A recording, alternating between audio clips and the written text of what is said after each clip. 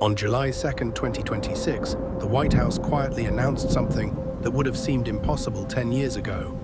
The United States government formed an official science council funded by the Office of the Director of National Intelligence to investigate UFOs, not to debunk them, to investigate them.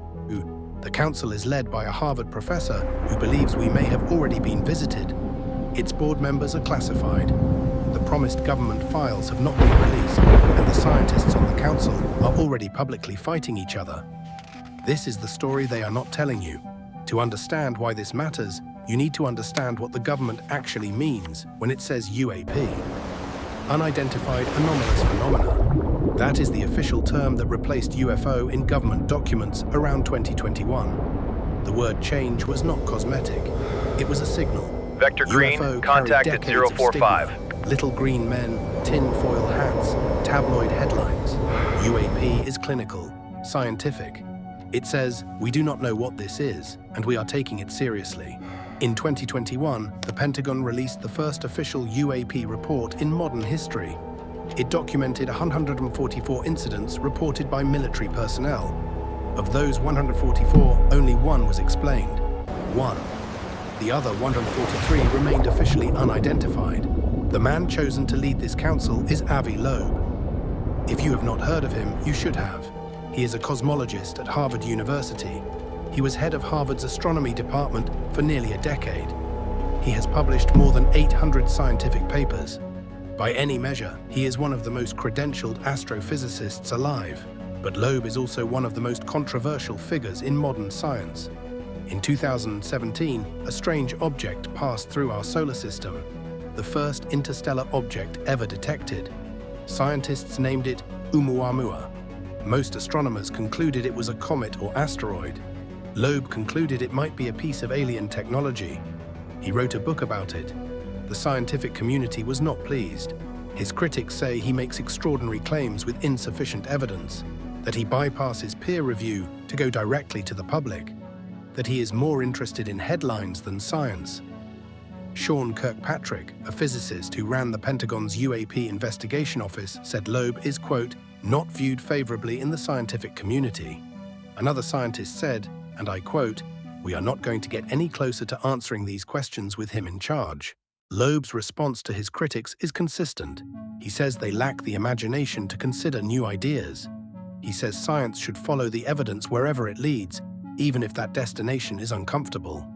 And he says he is approaching the UAP investigation from a national security perspective first, starting with the assumption that what is being seen is human-made, not extraterrestrial.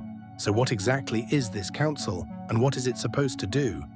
The UAP Science Advisory Council reports to the Office of the Director of National Intelligence.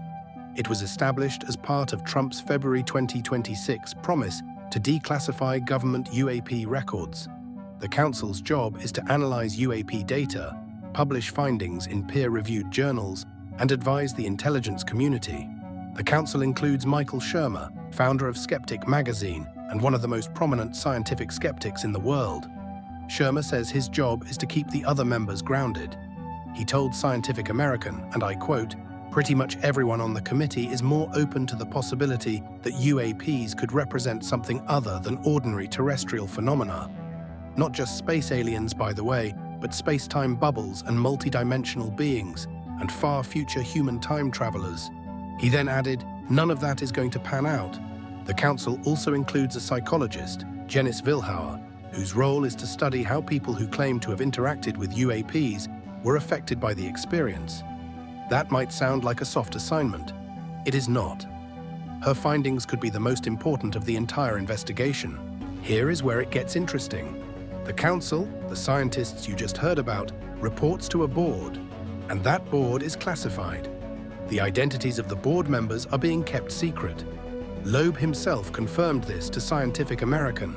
He said, and I quote, some of them are government employees doing classified work, so they don't want to be exposed. It's only the council that is open. Even members of the advisory council itself do not know who is on the board. Shermer speculated that vocal UAP advocate Representative Anna Paulina Luna may be among them. But he acknowledged that some board members are likely more concerned with whether UAPs represent a national security threat from a foreign power than with the question of extraterrestrial origin. Now here is the detail that stopped me cold when I read it.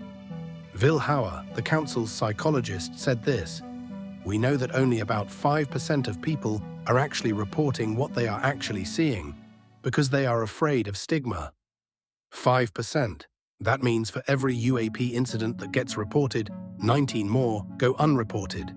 By military personnel, people trained to observe and report, people whose job is to document anomalies. Think about what that means. The 144 incidents in the 2021 Pentagon report, the ones that made headlines around the world, those are 5% of what military personnel actually saw. The real number, if Will Hauer's estimate is accurate, is closer to 2,800 incidents, unreported, undocumented, because the people who saw them were afraid of what would happen to their careers if they said anything. Trump promised disclosure. In February 2026, he directed his administration to declassify UAP records and make them available to the public.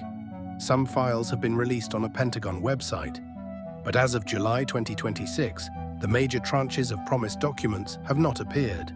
World UFO Day came and went on July 2nd with no new release.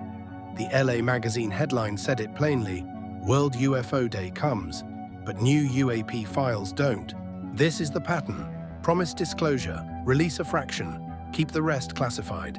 It has happened under every administration since Roswell. The question is not whether the government knows more than it is saying. The question is, how much more? So what do we actually know? We know the US government has formally acknowledged that military personnel are regularly encountering objects they cannot identify or explain. We know the government has created an official scientific body to investigate those objects. We know the people overseeing that body are classified. We know that the vast majority of encounters go unreported due to stigma. And we know that the promised documents have not been released. What does that add up to? It depends on who you ask. Avi Loeb says it might be extraterrestrial technology. Michael Shermer says it is almost certainly not. Sean Kirkpatrick says the whole council is a distraction from serious national security work.